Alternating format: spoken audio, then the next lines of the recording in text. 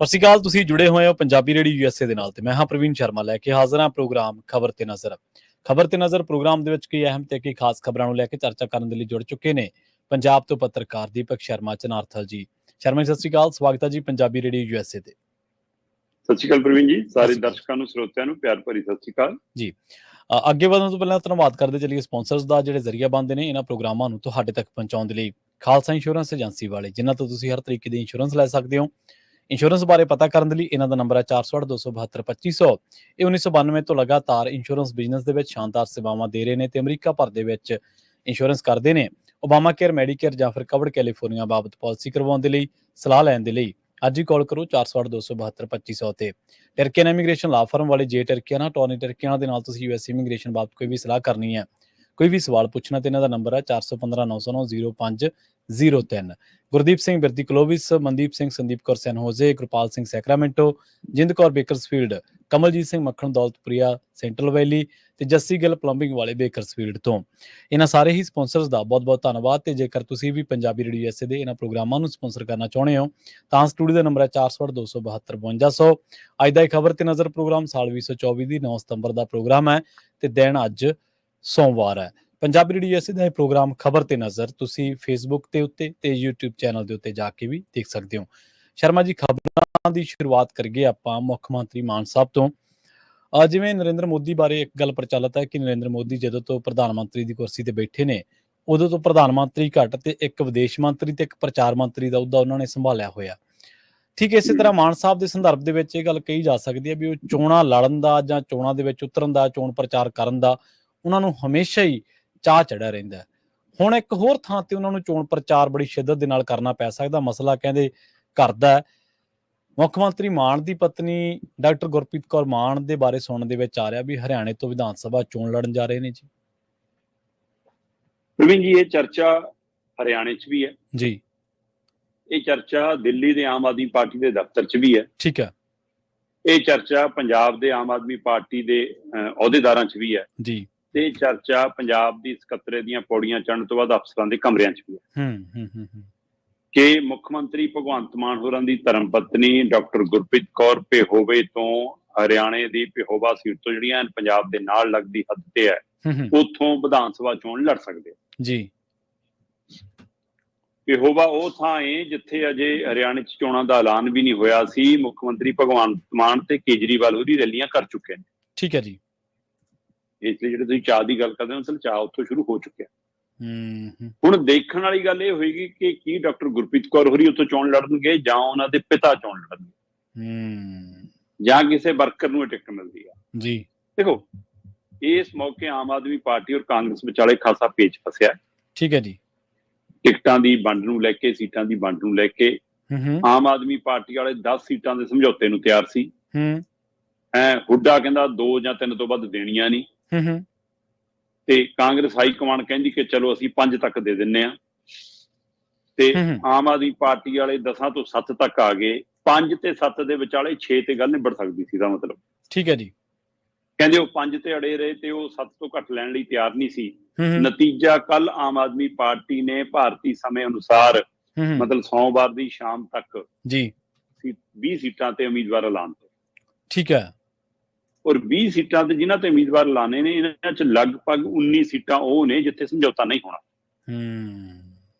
ਜਿਹੜੀਆਂ ਸੀਟਾਂ ਤੇ ਸਮਝੌਤਾ ਹੋਣ ਦੀ ਆਸ ਹੈ ਉਹਨਾਂ ਤੋਂ ਸਿਰਫ ਇੱਕੋ ਐਲਾਨੀ ਆ ਤੇ ਉਹ ਹੈ ਅਨੁਰਾਗ ਢਾਡਾ ਹੋਰੀ, ਜਿਹੜੇ ਹੈ ਨਾ ਕਲਈ ਤੋਂ ਚੋਣ ਲੜ ਸਕਦੇ ਨੇ। ਸੋ ਉਹ ਵੱਡਾ ਲੀਡਰ ਹੈ ਆਮ ਆਦਮੀ ਪਾਰਟੀ ਦਾ ਉੱਥੋਂ ਤੇ ਉਹਦੀ ਟਿਕਟ ਪੱਕੀ ਹੈ। ਲਗਭਗ ਉਹ ਸਮਝੌਤੇ 'ਚ ਵੀ ਉਹਦੀ ਹੋ ਰਹਿਣੀ ਹੈ। ਇਹਦਾ ਮਤਲਬ ਕੀ 19 ਸੀਟਾਂ ਵਾਪਸ ਲਈਆਂ ਜਾਣਗੀਆਂ, 19 ਉਮੀਦਵਾਰ ਵਾਪਸ ਲਏ ਜਾਣਗੇ ਜਾਂ ਇਹ ਕਾਂਗਰਸ ਦੀ ਨਲਾਇਕੀ ਆ ਕਿ ਉਹ ਇਸ ਗੱਲ ਨੂੰ ਨਿਬੇੜੇ ਨਹੀਂ ਸਕੀ। ਜੀ ਬੇਸ਼ੱਕ ਹਰਿਆਣੇ ਦੀ ਕਾਂਗਰਸ ਦੀ ਇਕਾਈ ਤੇ ਪੰਜਾਬ ਦੀ ਇਕਾਈ ਕਹਿੰਦੀ ਸੀ ਕਿ ਅਸੀਂ ਗੱਠਜੋੜ ਨਹੀਂ ਕਰਨਾ, ਹੈ ਨਾ। ਹੁੱਡਾ ਹੋਰਾਂ ਦੀ ਟੀਮ ਤੇ ਰਣਦੀਪ ਸੁਰਜੇਵਾਲਾ ਦੀ ਟੀਮ ਇਸ ਗੱਲ ਲਈ ਸਹਿਮਤ ਨਹੀਂ ਹੈ ਕਿ ਸਾਨੂੰ ਆਮ ਆਦਮੀ ਪਾਰਟੀ ਦੀ ਲੋੜ ਨਹੀਂ ਹੈ ਕਿ ਜਿੱਤਣਾ ਅਸੀਂ ਆ ਤੇ ਸਿਹਰਾ ਇਹਨਾਂ ਨੇ ਬੰਨ ਲੈਣਾ ਕਿ ਸਾਡੇ ਕਰਕੇ ਜਿੱਤੇ ਜੀ। ਬਿਲਕੁਲ ਸਹੀ ਹੈ ਜੀ, ਹੈ ਨਾ। ਤੇ ਪਰ ਰਾਹੁਲ ਗਾਂਧੀ ਸ਼ਾਇਦ 1-2 ਨਹੀਂ 3 ਪਹਿਲੂਆਂ ਤੋਂ ਸੋਚ ਰਿਹਾ। ਠੀਕ ਹੈ। ਇਸ ਗੱਠਜੋੜ ਦੇ ਲਈ ਪਹਿਲ ਕਦਮੀ ਰਾਹੁਲ ਗਾਂਧੀ ਨੇ ਕੀਤੀ। ਉਹਦਾ ਪਹਿਲਾ ਨਜ਼ਰੀਆ ਇਹ ਮਹਿਸੂਸ ਕੀਤਾ ਗਿਆ ਕਿ ਉਹ ਇਹਨੂੰ ਇਹ ਲੱਗਦਾ ਕਿ ਜਿਹੜੀ ਭਾਜਪਾ ਦੇ ਐਂਟੀ ਵੋਟ ਜਾਣੀ ਆ ਹਰਿਆਣੇ 'ਚ ਉਹ ਦੋ ਹਿੱਸਿਆਂ 'ਚ ਵੰਡੀ ਜਾ ਸਕਦੀ ਹੈ, ਚਾਹੇ 0.5% ਹੋਵੇ ਚਾਹੇ 1% ਹੋਵੇ। ਜੇ ਆਮ ਆਦਮੀ ਪਾਰਟੀ ਨੂੰ ਕੁਝ ਵੋਟ ਪਈ ਉਹ ਸਾਡੀ ਪੈਣੀ ਹੈ, ਜੇ ਇਕੱਠੇ ਹੋਵਾਂਗੇ ਸਾਨੂੰ ਪਊਗੀ। ਉਹਦਾ ਇਹ ਨੁਕਤਾ। ਦੂਸਰਾ ਉਹਦਾ ਨੁਕਤਾ ਮੈਨੂੰ ਲੱਗਦਾ ਇਹ ਹੈ ਕਿ ਉਹ ਹੁਣ ਕਹਿੰਦਾ ਕਿ ਮੈਂ ਇੰਡੀਆ ਗੱਠਜੋੜ ਦਾ ਲੀਡਰ ਹਾਂ ਇੱਕ ਤਰ੍ਹਾਂ ਨਾਲ। ਮੈਂ ਲੋਕ ਸਭਾ ਦੇ ਅੰਦਰ ਵਿਰੋਧੀ ਧਿਰ ਦਾ ਲੀਡਰ ਹਾਂ ਤੇ ਮੈਂ ਵਿਰੋਧੀ ਧਿਰ ਨੂੰ ਇਕੱਠਿਆਂ ਲੈ ਕੇ ਤੁਰਾਂ। ਮੇਰਾ ਸੁਨੇਹਾ ਜਾਣਾ ਚਾਹੀਦਾ ਕਿ ਮੈਂ ਵੱਡਾ ਲੀਡਰ ਹਾਂ। ਠੀਕ ਹੈ ਉਹ ਆਪ ਦੇ ਉੱਤੇ ਕੰਮ ਕਰ ਰਹੇ ਨੇ ਉਹ। ਹਾਂ, ਇਹ ਮੋਹਰਾ ਦੇਣਾ ਚਾਹੁੰਦੇ ਨੇ ਕਿ ਦੇਖ ਵੀ ਮੈਂ ਸਾਰਿਆਂ ਨੂੰ ਨਾਲ ਲੈ ਕੇ ਤੁਰਦੇ। ਇਹਦੇ ਨਾਲੋਂ ਵੀ ਵੱਡਾ ਜਿਹੜਾ ਮੈਨੂੰ ਲੱਗਦਾ ਕਿ ਰਾਹੁਲ ਗਾਂਧੀ ਐਂਡ ਉਹਦੀ ਟੀਮ ਦਾ ਜਾਂ ਕਾਂਗਰਸ ਦਾ ਲੁਕਮਾ ਏਜੰਡਾ ਉਹ ਇਹ ਹੈ ਕਿ ਦਿੱਲੀ 'ਚ ਪਿਛਲੀਆਂ 3 ਚੋਣਾਂ ਤੋਂ ਪੈਰ ਨਹੀਂ ਲੱਗੇ ਤੇ ਇਸ ਲਈ ਦਿੱਲੀ 'ਚ ਘਰ ਵਾਪਸੀ, ਜੇ ਇੱਥੇ 7 ਸੀਟਾਂ ਦੇ ਕੇ ਗੱਲ ਬਣਦੀ ਹੈ ਉੱਥੇ 7 ਲੈ ਵੀ ਲਵਾਂਗੇ ਫਿਰ। ਹਾਂਜੀ ਬਿਲਕੁਲ। ਸੋ ਇਸ ਲਈ ਮੈਨੂੰ ਲੱਗਦਾ ਕਿ ਉਹਨਾਂ ਦੀ ਨਜ਼ਰ 'ਚ ਦਿੱਲੀ ਵੀ ਹੈਗੀ ਆ। ਪਰ ਜਿੱਦਾਂ ਆਮ ਆਦਮੀ ਪਾਰਟੀ ਨੇ ਹੁਣ 20 ਸੀਟਾਂ ਲਾਉਣੀਆਂ, ਚਰਚਾ ਇਹ ਵੀ ਚੱਲ ਪਈ ਕਿ ਗੱਠਜੋੜ ਦੀਆਂ ਗੱਲਾਂ ਕਾਂਗਰਸ ਨਾਲ ਸੀ, ਕਿਤੇ ਗੱਠਜੋੜ ਭਾਜਪਾ ਨਾਲ ਤਾਂ ਨਹੀਂ ਹੋ ਗਿਆ ਜੀ। ਅੱਛਾ। ਸੋ ਕਿਉਂਕਿ ਇਹ ਪਹਿਲਾਂ ਤੋਂ ਚਰਚਾ ਚੱਲ ਰਹੀ ਹੈ ਕਿ ਇਕੱਲਿਆਂ ਲੜਨ ਦਾ ਮਤਲਬ ਭਾਜਪਾ ਨੂੰ ਫਾਇਦਾ ਦੇਣਾ। ਮਤਲਬ ਤੁਸੀਂ ਗੱਲਾਂ 90 ਸੀਟਾਂ ਦੀਆਂ ਕਰੋ ਜੀ ਤੇ 7 ਤੇ ਤੁਸੀਂ ਚੋਣ ਲੜਨ ਲਈ ਰਾਜੀ ਹੋਵੋਗੇ ਤਾਂ ਤੁਹਾਨੂੰ ਵੀ ਪਤਾ ਕਿ ਤੁਹਾਡੀ ਸਥਿਤੀ ਕੀ ਹੈ ਉੱਥੇ। ਪਰ ਇਹ ਸਭ ਦੇ ਦਰਮਿਆਨ ਪਿਹੋਵਾ ਸੀਟ ਨੂੰ ਲੈ ਕੇ ਲਗਭਗ ਇਹ ਤੈਅ ਮੰਨਿਆ ਜਾਣ ਲੱਗਿਆ ਕਿ ਇਹ ਮੁੱਖ ਮੰਤਰੀ ਭਗਵੰਤ ਮਾਨ ਹੋਰਾਂ ਦੀ ਧਰਮ ਪਤਨੀ ਜਿਹਦਾ ਪਿਛੋਕੜ ਪਿਹੋਵੇ ਤੋਂ ਆਉਂਦਾ ਉਹ ਖੁਦ ਚੋਣ ਲੜ ਸਕਦੇ ਨੇ, ਜਾਂ ਉਹਨਾਂ ਦੇ ਪਿਤਾ ਮਤਲਬ ਮੁੱਖ ਮੰਤਰੀ ਹੋਰਾਂ ਦੇ ਸਹੁਰਾ ਸਾਹਿਬ ਉੱਥੋਂ ਚੋਣ ਲੜ ਸਕਦੇ ਨੇ, ਬਸ਼ਰਤੇ ਸਮਝੌਤਾ ਹੋ ਜਾਵੇ ਜੀ। ਕਿਉਂਕਿ ਜੇ ਅਨੁਰਾਗ ਢਾਡਾ ਦਾ ਨਾਂ ਆ ਸਕਦਾ ਤਾਂ ਫਿਰ ਪਿਹੋਵਾ ਸੀਟ ਤੋਂ ਵੀ ਉਮੀਦਵਾਰ 20 ਦੀ ਬਜਾਏ 21 ਦਾ ਵੀ ਹੋ ਸਕਦਾ ਸੀ ਜੀ। ਪਰ ਮੈਨੂੰ ਤਾਂ ਇੰਤਜ਼ਾਰ ਕੀਤਾ ਜਾ ਰਿਹਾ, ਜੇ ਗੱਠਜੋੜ ਹੋਊਗਾ ਤਾਂ ਮਾਨ ਸਾਹਿਬ ਦਾ ਪਰਿਵਾਰ ਜਾਂ ਸਹੁਰਾ ਪਰਿਵਾਰ ਲੜੂਗਾ, ਜੇ ਨਹੀਂ ਹੋਊਗਾ ਫਿਰ ਕਿਸੇ ਵਰਕਰ ਨੂੰ ਦੇ ਦੇਣਗੇ ਜੀ। ਸੋ ਇਹ ਵੀ ਸੰਭਾਵਨਾ ਹੈਗੀ ਆ। ਸੋ ਇਸ ਲਈ ਪਰ ਚਰਚੇ ਖੂਬ ਨੇ ਜਨਾਬ। ਨਹੀਂ ਦੇਖੋ, ਜੇ ਮੁੱਖ ਮੰਤਰੀ ਭਗਵੰਤ ਮਾਨ ਦੀ ਧਰਮ ਪਤਨੀ ਲੜਦੀ ਆ ਫਿਰ ਕੀ ਪਰਿਵਾਰਵਾਦ ਨਹੀਂ ਆ? ਹਾਂਜੀ ਬਿਲਕੁਲ। ਇੱਥੇ ਤਾਂ ਤੁਸੀਂ ਪਰਿਵਾਰਵਾਦ ਦੇ ਉਲਟ ਗੱਲਾਂ ਕਰਦੇ। ਹਰਿਆਣੇ ਦੇ ਵਿੱਚ ਜਿਵੇਂ ਹੁਣ ਭਾਜਪਾ ਨੇ ਪਰਿਵਾਰਵਾਦ ਨੂੰ ਤਲਾਂਜਲੀ ਦੇਤੀ, ਜਿਹੜੇ ਦਮ ਭਰਦੇ ਸੀਗੇ ਦੂਆਂ ਦੇ ਉੱਤੇ ਉਂਗਲ ਧਰਦੇ ਸੀਗੇ, ਉਸੇ ਤਰ੍ਹਾਂ ਹੁਣ ਭਗਵੰਤ ਮਾਨ ਹੋਰਾਂ ਨੇ ਖੂਬ ਰਾਜਨੀਤਿਕ ਸਟੇਜਾਂ ਤੋਂ ਪਰਿਵਾਰਵਾਦ ਦੀਆਂ ਗੱਲਾਂ ਕੀਤੀਆਂ।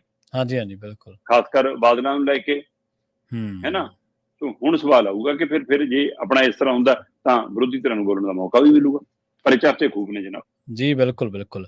ਔਰ ਜਿਵੇਂ ਤੁਸੀਂ ਕਿਹਾ ਨਾ ਰਾਹੁਲ ਗਾਂਧੀ, ਬਿਲਕੁਲ ਉਹ ਜਿਹੜੀ ਰਾਹੁਲ ਗਾਂਧੀ ਦੀ ਟੀਮ ਆ ਉਹ ਕੁਛ ਹੋਰ ਸੋਚ ਕੇ ਚੱਲ ਰਹੀ ਹੈ। ਪਰ ਜਿਹੜੇ ਹਰਿਆਣੇ ਦੇ ਕਾਂਗਰਸੀ ਨੇ ਜਿਨ੍ਹਾਂ 'ਚ ਪਹਿਲਾਂ ਹੀ ਬਹੁਤ ਧੜੇ ਨੇ, ਉਹਨਾਂ ਦੀ ਆਪਸੀ ਇਨਸਿਕਿਉਰਿਟੀ ਆ ਵੀ ਜੇ ਇਹ ਆ ਗਏ ਸਾਡੇ ਨਾਲ ਤਾਂ ਸਾਡੀਆਂ ਸਟੇਜਾਂ ਤੇ ਦਿਖਣਗੇ ਤੇ ਸਾਡੇ ਨਾਲ ਜਦੋਂ ਪ੍ਰਚਾਰ ਕਰਨਗੇ ਤਾਂ ਇਹਨਾਂ ਦੇ ਜਿਹੜੇ ਆਗੂ ਜਿਨ੍ਹਾਂ ਨੂੰ ਅਸੀਂ ਪਰਚੇ ਕਰਾਉਂਦੇ ਰਹੇ ਜਾਂ ਜਿਨ੍ਹਾਂ ਨੂੰ ਅਸੀਂ ਕੁਝ ਵੀ ਨਹੀਂ ਜਾਣਦੇ ਸੀ ਉਹਨਾਂ ਦੇ ਨਾਲ ਰਲ ਕੇ ਸਾਨੂੰ ਚੋਣ ਪ੍ਰਚਾਰ ਕਰਨਾ ਪਊਗਾ। ਬਿਲਕੁਲ ਜੀ। ਅਗਲੀ ਖਬਰ ਦੇ ਵੱਲ ਵਧੀਏ। ਕਹਿੰਦੇ ਮਾਨ ਸਰਕਾਰ ਨੂੰ ਹੁਣ ਬਦਲਣੇ ਪੈ ਸਕਦੇ ਆ ਮੁਹੱਲਾ ਕਲੀਨਿਕਾਂ ਦੇ ਨਾਂ ਜੀ। ਬਿਲਕੁਲ ਬਦਲਣੇ ਪੈ ਸਕਦੇ ਜੀ। ਬਦਲਣੇ ਪੈ ਗਏ ਲਗਭਗ ਜੀ।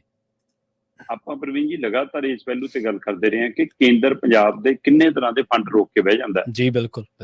ਜਿਨ੍ਹਾਂ 'ਚ ਪੇਂਡੂ ਵਿਕਾਸ ਫੰਡ ਦੀ ਸਭ ਤੋਂ ਜ਼ਿਆਦਾ ਗੱਲ ਹੁੰਦੀ ਆ। ਫਿਰ ਸਿਹਤ ਮਹਿਕਮੇ ਦੇ ਹਵਾਲੇ ਨਾਲ ਵੀ ਸਾਡੇ ਕਿੰਨੇ ਫੰਡ ਰੁਕੇ ਹੋਏ ਨੇ ਹੈ ਨਾ। GST ਦੀ ਅਦਾਇਗੀ ਸਮੇਂ ਸਿਰ ਨਹੀਂ ਹੁੰਦੀ। ਸੋ ਇਸ ਪਹਿਲੂਆਂ ਦੇ ਵਿੱਚੋਂ ਸਿਹਤ ਵਾਲੇ ਮਾਮਲੇ ਦੇ ਵਿੱਚ ਡਾਕਟਰ ਬਲਵੀਰ ਹੋਰਾਂ ਨੇ ਕਹਿੰਦੇ ਅਪਰੋਚ ਕੀਤੀ ਹੈ ਕੇਂਦਰ ਤੱਕ ਜੀ। ਪਤਾ ਤਾਂ ਇਹ ਲੱਗਿਆ ਕਿ ਮੁੱਖ ਮੰਤਰੀ ਭਗਵੰਤ ਮਾਨ ਹੋਰਾਂ ਨੇ ਖੁਦ ਫੋਨ ਤੇ JP ਨੱਡਾ ਹੋਰਾਂ ਨਾਲ ਗੱਲਬਾਤ ਕੀਤੀ। JP ਨੱਡਾ ਹੁਣ ਕੇਂਦਰੀ ਸਿਹਤ ਮੰਤਰੀ ਨੇ ਤੇ ਇੱਧਰ ਡਾਕਟਰ ਬਲਵੀਰ ਹੋਰੀ ਸਿਹਤ ਮੰਤਰੀ ਨੇ। ਸੋ ਉਸ ਤੋਂ ਬਾਅਦ ਉਹਨਾਂ ਦੇ ਕਹਿੰਦੇ ਫੋਨ ਤੇ ਗੱਲਬਾਤ ਤੋਂ ਬਾਅਦ ਦੋਵਾਂ ਮੰਤਰੀਆਂ ਦੀ ਆਪਸੀ ਬੈਠਕ ਹੋਈ ਹੈ। JP ਨੱਡਾ ਨਾਲ ਡਾਕਟਰ ਬਲਵੀਰ ਹੋਰੀ ਮਿਲੇ। ਠੀਕ ਹੈ। ਜਿੱਥੋਂ ਇੱਕ ਚੰਗੀ ਚੀਜ਼ ਇਹ ਜਨਮੀ ਹੈ ਕਿ 2 ਪ੍ਰੋਜੈਕਟ ਲਗਭਗ ਅਜਿਹੇ ਨੇ ਜਿਹੜੇ ਕੇਂਦਰ ਦੇ ਪੂਰੇ ਪੈਸੇ ਨਾਲ ਬਣਨੇ, ਉਹ ਪੰਜਾਬ 'ਚ ਆ ਰਹੇ ਨੇ। ਅੱਛਾ। ਬਲਵੀਰ ਹੋਰਾਂ ਨੇ ਖੁਦ ਇਹ ਜਾਣਕਾਰੀ ਸਾਂਝੀ ਕੀਤੀ ਆ ਕਿ ਨੈਸ਼ਨਲ ਇੰਸਟੀਚਿਊਟ ਆਫ ਬਾਇਓਲੋਜੀ ਜਿਹੜਾ ਹੈਗਾ ਉਹ ਹੁਸ਼ਿਆਰਪੁਰ 'ਚ ਖੁੱਲਣਾ ਇੱਕ। ਅੱਛਾ ਜੀ।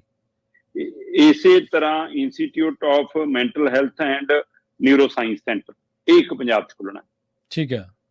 ਡਾਕਟਰ ਬਲਵੀਰ ਹੋਰੀ ਕਹਿੰਦੇ ਕਿ ਕਿਸਾਨ ਖੁਦਕੁਸ਼ੀ ਕਿਸਾਨ ਖੁਦਕੁਸ਼ੀਆਂ ਦੇ ਬਰਾਬਰ ਲਗਭਗ ਹੁਣ ਵਿਦਿਆਰਥੀ ਖੁਦਕੁਸ਼ੀਆਂ ਦੇਸ਼ ਦੇ ਵਿੱਚ ਹੋ ਰਹੀਆਂ ਨੇ।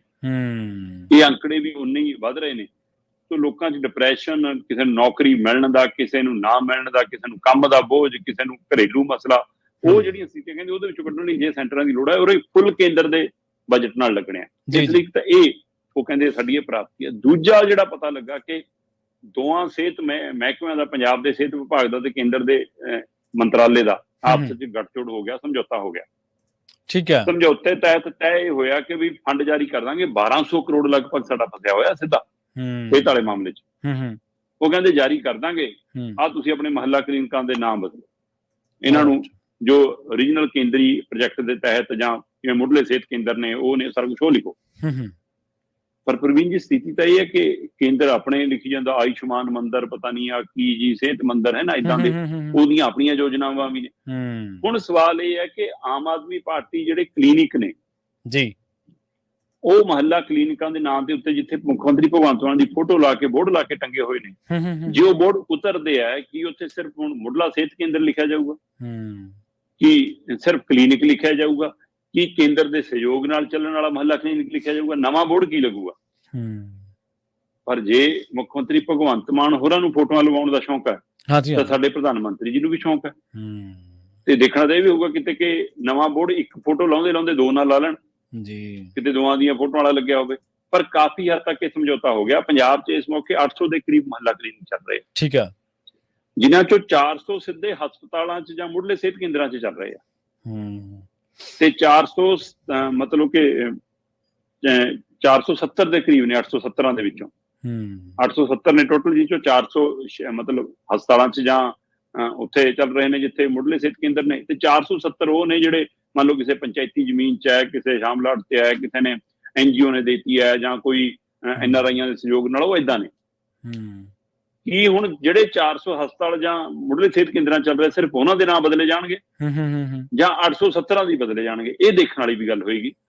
ਪਰ ਡਾਕਟਰ ਬਲਬੀਰ ਹੋਰੀ ਜਿਵੇਂ ਆਸਬੰਦ ਨੇ, ਜਿਵੇਂ ਉਹਨਾਂ ਨੇ ਉਮੀਦ ਪ੍ਰਗਟਾਈ ਆ, ਉਹ ਤੋਂ ਲੱਗਦਾ ਕਿ ਹੁਣ ਮਹੱਲਾ ਕਲੀਨਿਕਾਂ ਦੇ ਨਾਮ ਤਾਂ ਬਦਲੇ ਜਾਣਗੇ। ਦੇਖਣਾ ਇਹ ਹੈ ਕਿ ਇਹ ਨਾਮ ਦਾ ਲਾਲਚ ਜਿਹੜਾ ਸਾਡੇ ਮੁੱਖ ਮੰਤਰੀ ਸਾਹਿਬ ਨੂੰ ਪੈ ਗਿਆ। ਪਹਿਲਾਂ ਵੈਸੇ ਕਹਿੰਦੇ ਹੁੰਦੇ ਸੀਗੇ ਕਿ ਆਪੇ ਕਿਆ ਦੇਖ ਲਓ ਜੀ, ਸਾਈਕਲ ਦੀਆਂ ਚੈਨਾਂ ਤੇ, ਟੁਕਰੀਆਂ ਤੇ, ਐਂਬੂਲੈਂਸਾਂ ਤੇ, ਕਿੱਟਾਂ ਤੇ, ਕਰੋਨਾ ਕਿੱਟਾਂ ਤੇ, ਫਿਰ ਆਪ ਨਿਯੁਕਤੀ ਪੱਤਰਾਂ ਤੇ ਵੀ ਲਾ ਲਏ, ਹੈ ਨਾ। ਮਤਲਬ ਇਹ ਉਹ ਚੜਾਉਂਦੇ ਹੁੰਦੇ ਸੀ, ਉਹਨਾਂ ਨੂੰ ਕਿਹਾ ਜਿਹੜੀ ਪਿੰਡ ਨੂੰ ਬੇਲ ਦਿੰਦੇ ਆ ਨਾ, ਉਹਦੇ ਪਰ ਵੀ ਬਾਦਲਾਂ ਦੀ ਫੋਟੋ ਲੱਗੀ ਹੁੰਦੀ ਹੈ ਕਹਿੰਦੇ। ਤੇ ਹੁਣ ਆਪ ਜਿਹੜੇ ਪ੍ਰੋਗਰਾਮਾਂ 'ਚ ਮੇਲੇ ਲੱਗਦੇ ਆ ਸਰਕਾਰੀ, ਉਹਨਾਂ ਜਿਹੜੇ ਲਿਫਾਫੇ ਵੱਡੇ ਜਾਂਦੇ ਸਮਾਨ ਪਾਉਣ, ਉਹਨਾਂ ਦੀ ਵੀ ਫੋਟੋ ਆ, ਹੈ ਨਾ। ਹਰ ਰੈਲੀ ਬੋਰਡ ਉਹਦੇ ਪਰ ਫੋਟੋ ਆ, ਮਹੱਲਾ ਕਲੀਨਿਕਾਂ ਦੇ ਫੋਟੋ ਆ, ਜਿਹੜੇ ਥੈਲੇ ਬਣਾਏ ਸੀਗੇ ਘਰ ਘਰ ਆਟਾ ਪਹੁੰਚਾਉਣ ਲਈ, ਉਹਨਾਂ ਦੇ ਫੋਟੋ ਲੱਗੀਆਂ ਸੀ, ਹੈ। ਆ ਜਿੰਨੇ ਨਿਯੁਕਤੀ ਪੱਤਰ ਦਿੰਦੇ ਆ ਉਹਦੇ ਉੱਤੇ ਇੱਕ ਕਵਰ ਜਿਹਾ ਬਣਾ ਲਿਆ, ਉਹਦੇ ਵਿੱਚ ਲਿਫਾਫੇ 'ਚ ਪਾ ਕੇ ਦਿੰਦੇ ਆ, ਉਹਦੇ ਪਰ ਫੋਟੋ। ਸੋ ਇਹਦਾ ਮਤਲਬ ਉਹੀ ਪਹਿਲਿਆਂ ਵਾਲੀ ਪਿਰਤਾ। ਇਹੋ ਜਿਹਾ ਸ਼ੌਂਕ ਪ੍ਰਧਾਨ ਮੰਤਰੀ ਨੂੰ ਵੀ ਆ। ਹੁਣ ਇਹ ਮਹੱਲਾ ਕਲੀਨਿਕਾਂ ਦੇ ਨਾਂ ਤਾਂ ਬਦਲੇ ਜਾਣਗੇ, ਪਰ ਇੱਕ ਦੀ ਬਜਾਏ ਤੇ ਦੋ ਫੋਟੋਆਂ ਨਾ ਲੱਗ ਜਾਣ, ਜਾਂ ਸੱਚਮੁੱਚ ਇੱਥੇ ਲੋਕਾਂ ਨੂੰ ਤੰਦਰੁਸਤੀ ਦੀ ਦਵਾ ਮਿਲੇ, ਨਾ ਕਿ ਰਾਜਨੀਤਿਕ ਦਵਾ ਮਿਲੇ, ਇਹਦਾ ਇੰਤਜ਼ਾਰ ਰਹੇਗਾ। ਜੀ ਜੀ ਬਿਲਕੁਲ। ਪੰਜਾਬ ਸਰਕਾਰ ਨੇ ਸ਼ਰਮਾ ਜੀ ਕਰਜ਼ੇ ਦੀ ਲਿਮਟ ਵਧਾਉਣ ਲਈ ਕੇਂਦਰ ਨੂੰ ਤਰਲਾ ਪੱਤਰ ਲਿਖਿਆ ਜੀ। ਬਿਲਕੁਲ, ਪੰਜਾਬ ਦੇ ਵਿੱਚ ਇਸ ਮੌਕੇ ਜਿਸ ਕਦਰ ਪੰਜਾਬ ਕਰਜ਼ੇ ਨਾਲ ਬਿੰਨਿਆ ਹੋਇਆ ਹੈ, ਉਹਨੂੰ ਲੈ ਕੇ ਅਕਸਰ ਫਿਕਰ ਰਹਿੰਦਾ ਪ੍ਰਵੀਨ ਜੀ, ਇਹਦੀ ਚਰਚਾ ਖੂਬ ਹੁੰਦੀ ਹੈ ਜੀ। ਪਰ ਰਾਜਨੀਤਿਕ ਧਿਰਾਂ ਨੇ, ਖਾਸ ਕਰ ਮਤਲਬ ਅਕਾਲੀ ਦਲ ਨੇ, ਇੱਕ ਇਹ ਮਾਹੌਲ ਸਿਰਜ ਕੇ ਦਿੱਤਾ ਕਿ ਜੀ ਜੇ ਪੰਜਾਬ ਦੇ ਸਿਰ ਤੇ ਕਰਜ਼ਾ ਤਾਂ ਉਹ ਹੈ ਜਿਹੜਾ ਜੀ ਕੇਂਦਰ ਨੇ ਸੁਰੱਖਿਆ ਦਸਤਿਆਂ ਦੇ ਨਾਂ ਤੇ ਸਭ ਤੋਂ ਮੰਗਿਆ ਸੀ। ਦੇਖੋ, ਪੰਜਾਬ ਲਈ ਇੱਕ ਪੀੜਦਾਇਕ ਸੀਗਾ ਕਿ ਪੰਜਾਬ ਨੇ ਸਾਰਾ ਕੁਝ ਆਪਣੇ ਤਨ ਤੇ ਹੰਢਾਇਆ ਵੀ, ਆਪਣੇ ਪੁੱਤ ਗਵਾਏ ਵੀ, ਹੈ ਨਾ, ਦੇਸ਼ ਦੀ ਢਾਲ ਵੀ ਬਣਿਆ, ਦੇਸ਼ ਦਾ ਢਿੱਡ ਭਰਨ ਵਾਲਾ ਵੀ ਬਣਿਆ। ਅਸੀਂ ਆਪਣੇ ਜਵਾਕ ਵੀ ਗਵਾਏ, ਚਾਹੇ ਉਹ ਇੱਧਰੋਂ ਗਵਾਏ ਚਾਹੇ ਉੱਧਰੋਂ ਗਵਾਏ, ਹੈ ਨਾ। ਪਰ ਉਹਦੇ ਬਾਵਜੂਦ ਕੇਂਦਰ ਕਹਿੰਦਾ ਜੀ ਅਸੀਂ ਤੁਹਾਡੀ ਸੁਰੱਖਿਆ ਲਈ ਜਿਹੜੇ ਦਸਤੇ ਭੇਜੇ ਸੀ ਸਾਨੂੰ, ਉਹਦੇ ਅਦਾਇਗੀ ਤੁਸੀਂ ਕਰੋ।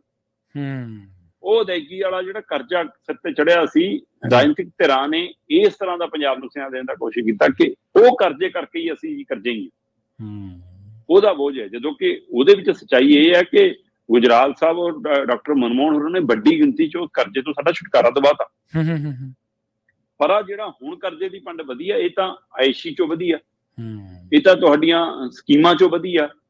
ਆ ਜੀ ਸੰਗਤ ਦਰਸ਼ਨ ਦੇ ਨਾਂ ਤੇ ਦੇ ਦਿਓ, ਹੈ ਨਾ ਜੀ, ਆ ਬਾਦਲ ਸਾਹਿਬ ਦੀ ਫੇਰੀ ਦਾ ਜੀ, ਆ ਦੰਦ ਦਾ ਇਲਾਜ ਕਰਾਉਣ ਜਾਣਾ ਜੀ ਵਿਦੇਸ਼, ਆ ਉਹਦਾ ਜੀ, ਕੈਪਟਨ ਸਾਹਿਬ ਦੇ ਮੌਜ ਨੇ ਜੀ, ਚੀਕੂ ਨੇ ਜੀ, ਆ ਹੈ ਨਾ, ਉਹ ਸਾਰਿਆਂ ਨੂੰ ਪਤਾ। ਸੋ ਇਹੀ ਸਥਿਤੀ ਹੁਣ ਅੱਜ ਵਾਲੀ ਸਰਕਾਰ ਦੀ ਵੀ ਆ ਗਈ। ਹੈਲੀਕਾਪਟਰ ਤੋਂ ਬਿਨਾਂ ਇੱਕ ਡਿੰਗ ਨਹੀਂ ਪੁੱਟ ਹੁੰਦੀ। ਜਿਹੜੇ ਕਹਿੰਦੇ ਸੀਗੇ ਕਿ ਹੈ ਨਾ ਕਿ ਹੈਲੀਕਾਪਟਰਾਂ ਤੇ ਜਾਂਦੇ ਨੇ ਜੀ, ਚਿੜੀ ਦੇ ਪੰਜੇ ਜਿੰਨਾ ਤਾਂ ਪੰਜਾਬ ਆ।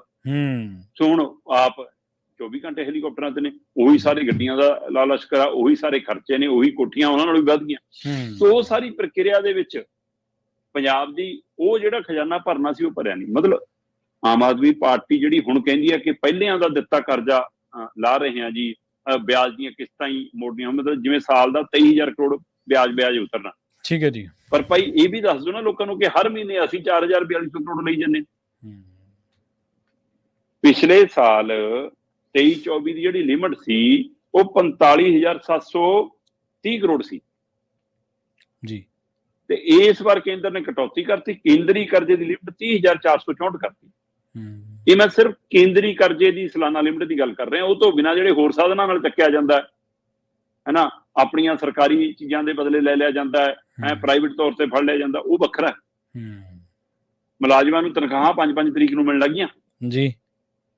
ਤੇ ਇਹ ਜਦੋਂ ਪਿਛਲੇ ਸਾਲ 45,730 ਸੀ ਤੇ ਇਸ ਵਾਰ ਲਿਮਟ 30,000 ਰਹਿ ਗਈ ਤਾਂ ਕਹਿੰਦੇ ਜੀ ਮਨ ਸਰਕਾਰ ਨੂੰ ਲੱਗਿਆ ਕਿ ਯਾਰ ਪਿਛਲੇ ਜਿੰਨਾ ਤਾਂ ਕਰੋ। ਤੇ ਫਿਰ ਕੇਂਦਰ ਨੂੰ ਚਿੱਠੀ ਲਿਖੀ ਹੈ ਜੀ ਹੁਣ ਕੇਂਦਰ ਦੇ ਵਿੱਤ ਮੰਤਰਾਲੇ ਨੂੰ ਕਿ ਜੀ ਸਾਡਾ ਲਿਮਟ ਹੈ ਜਿਹੜੀ ਕਰਜ਼ੇ ਦੀ ਉਹ 10,000 ਕਰੋੜ ਸਾਲਾਨਾ ਵਧਾ ਦਿਓ। ਠੀਕ ਹੈ। ਉਹ ਮੁੜ ਕੇ ਫਿਰ 40,000 ਕਰੋੜ ਦੇ ਪਰ ਜਾਣੀ ਹੈ ਸਾਲਾਨਾ। ਉਹ ਤੋਂ ਬਿਨਾਂ ਜਿਹੜਾ ਬਾਕੀ ਚੱਕਣਾ ਫਿਰ ਉਹਦੇ ਨਾਲ ਐਵਰੇਜ ਤੁਹਾਡੀ ਮਹੀਨੇ ਦੀ 4,000 ਕਰੋੜ 4,200 ਕਰੋੜ 4,500 ਕਰੋੜ ਤੱਕ ਜਾ ਰਹੀ।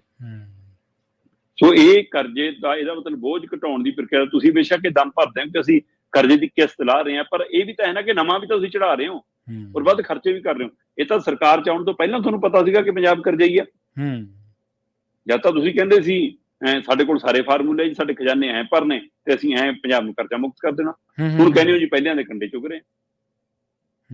ਸੋ ਇਸ ਲਈ ਪੰਜਾਬ ਦੇ ਲਈ ਮੁਸ਼ਕਲ ਘੜੀ ਆ। ਪੁਰਾਣਿਆਂ ਦੀਆਂ ਨਲਾਇਕੀਆਂ ਦਾ ਵੀ ਅਸੀਂ ਨਤੀਜਾ ਭੋਗ ਰਹੇ ਹਾਂ ਤੇ ਨਵੇਂ ਸਾਡੇ ਸਿਰ ਤੇ ਹੋਰ ਬੋਝ ਪਾ ਕੇ ਜਾ ਰਹੇ ਨੇ। ਕਰਜ਼ੇ ਨੂੰ ਘਟਾਉਣ ਦਾ ਸਭ ਤੋਂ ਪਹਿਲਾ ਤਰੀਕਾ ਇਹੀ ਸੀ ਕਿ ਤੁਸੀਂ ਆਪਣੇ ਖਰਚੇ ਬਹੁਤ ਸੀਮਿਤ ਕਰਕੇ ਦਿਖਾਉਂਦੇ, ਆਮ ਬਣ ਕੇ ਦਿਖਾਉਂਦੇ। ਬੇਸ਼ੱਕ ਆ ਕੋਸ਼ਿਸ਼ ਇਸ ਵਾਰ ਦਿਖੀ ਆ ਕੈਬਨਿਟ ਦੀ ਬੈਠਕ ਚੋਂ ਕਿ ਜੀ ਬਿਜਲੀ ਦੀ 3 ਰੁਪਏ ਵਾਲੀ ਘਟਾ ਕੇ 1,500 ਕਰੋੜ ਉੱਥੋਂ ਬਚ ਗਿਆ, ਅਸੀਂ ਪੈਟਰੋਲ ਡੀਜ਼ਲ ਤੇ ਵੈਟ ਵਧਾ ਲਿਆ ਜੀ, ਪਰ ਇਹ ਤਾਂ ਲੋਕਾਂ ਤੇ ਮਾਰ ਪਾ ਰਹੇ ਹੋ, ਤੁਸੀਂ ਆਪਣਾ ਕੀ ਘਟਾ ਰਹੇ ਹੋ। ਸਵਾਲ ਤਾਂ ਇਹ ਆ। ਜੀ ਜੀ ਬਿਲਕੁਲ। ਸੋ ਜਿਹੜੀਆਂ ਯੋਜਨਾਵਾਂ ਤੇ ਗੌਰ ਕਰਨ ਵਾਲੀ ਗੱਲ ਸੀ, ਮੁਫ਼ਤ ਵਾਲੀ ਯੋਜਨਾਵਾਂ ਤੇ ਕਰੋ ਗੌਰ, ਚਾਹੇ ਉਹ ਬੱਸ ਵਾਲੀ ਆ ਤੇ ਚਾਹੇ ਉਹ ਬਿਜਲੀ ਵਾਲੀ ਹੈ, ਕਿ ਭਾਈ ਆਹ ਰਿਟਰਨ ਭਰਦੇ ਨੇ ਇੰਨੇ ਬੰਦੇ, ਇਹਨਾਂ ਦੀ ਇੰਨੀ ਸਰਕਾਰੀ ਆਮਦਨ ਆ, ਇੰਨਾ ਇਹਨਾਂ ਦਾ ਲੋੜ ਆ, ਇਹਦੇ ਹਿਸਾਬ ਨਾਲ ਇਹਨਾਂ ਨੂੰ ਮਾਫੀ ਕਿਉਂ ਆਵੇ, ਦੋ ਲੋੜਵੰਦ ਨੂੰ ਮਾਫੀ ਜੀ। ਉਸ ਪ੍ਰਕਿਰਿਆ ਵੱਲ ਤੁਹਾਨੂੰ ਫਿਰ ਵੋਟ ਦਿਖਣ ਲੱਗ ਜਾਂਦੀ ਆ। ਮਤਲਬ ਇਹ ਕਰਜ਼ਾ ਜਿਹੜਾ 10,000 ਕਰੋੜ ਦੀ ਲਿਮਟ ਵਧਾਈ ਜਾ ਰਹੀ ਹੈ, ਸਰਕਾਰ ਲਈ ਥੋੜਾ ਵਧਾਈ ਜਾ ਰਹੀ ਹੈ, ਗੱਲ ਤਾਂ ਪੰਜਾਬ ਦੇ ਪੈਣੀ ਆ। ਬਿਲਕੁਲ ਬਿਲਕੁਲ। ਸੋ ਜਿੰਨਾ ਕਰਜ਼ਾ ਚੁੱਕਿਆ ਜਾ ਰਿਹਾ ਭੋਗਣਾ ਤਾਂ ਅਸੀਂ ਆ ਨਾ, ਜਿਹਨਾਂ ਨੂੰ ਲੱਗਦਾ ਸਾਡੀ ਬਿਜਲੀ ਮੁਫਤ ਆਉਂਦੀ ਆ, ਉਹਨਾਂ ਨੂੰ ਇਹ ਨਹੀਂ ਪਤਾ ਕਿ ਤੁਹਾਡੇ ਘਰੇ ਜੰਮਣ ਵਾਲਾ ਵੀ ਕਰਜ਼ਾ ਹੀ ਹੋ ਰਿਹਾ। ਸਹੀ ਬਿਲਕੁਲ ਸਹੀ। ਸੋ ਇਸ ਪ੍ਰਕਿਰਿਆ ਦੇ ਉੱਤੇ ਗੌਰ ਕਰਨ ਦੀ ਲੋੜ ਆ। ਵਿਰੋਧੀ ਧਿਰ ਬੋਲਣ ਵਾਲੀ ਸਥਿਤੀ 'ਚ ਨਹੀਂ, ਕਿਉਂਕਿ ਉਹਨਾਂ ਨੇ ਵੀ ਮੌਜਾਂ ਲੁੱਟੀਆਂ ਤੇ ਪੰਜਾਬ ਸਰਕਾਰ ਦੀ ਇਹ ਚਿੱਠੀ ਕਿੰਨੀ ਕਾਰਗਰ ਸਾਬਤ ਹੁੰਦੀ ਹੈ ਦੇਖਣ ਵਾਲੀ ਗੱਲ ਹੋਊਗੀ। ਕਹਿੰਦੇ ਮੁੱਖ ਮੰਤਰੀ ਭਗਵੰਤ ਮਾਨ ਨੇ ਕਿਹਾ ਕਿ ਤੁਸੀਂ ਵਿੱਤ ਮੰਤਰਾਲੇ ਨਾਲ ਤਾਲਮੇਲ ਕਰੋ। ਅੱਜ ਚਿੱਠੀ ਲਿਖਤੀ ਆ ਆਪਾਂ, ਜੇ ਗੱਲ ਨਾ ਬਣੀ ਮੈਂ ਪ੍ਰਧਾਨ ਮੰਤਰੀ ਜੀ ਨਾਲ ਸਿੱਧੀ ਗੱਲ ਕਰੂੰਗਾ। ਠੀਕ ਆ ਜੀ ਜੀ। ਗੱਲ ਕਰੀਏ ਅਕਾਲੀ ਦਲ ਦੀ ਤੇ ਉਸ ਤੋਂ ਵੱਖ ਹੋਏ ਇੱਕ ਧੜੇ ਦੇ ਬਾਰੇ ਜਿਨ੍ਹਾਂ ਦੇ ਵਿੱਚੋਂ ਬੀਬੀ ਜਗੀਰ ਕੌਰ ਬੜੇ ਅਹਿਮ ਚਿਹਰੇ ਨੇ।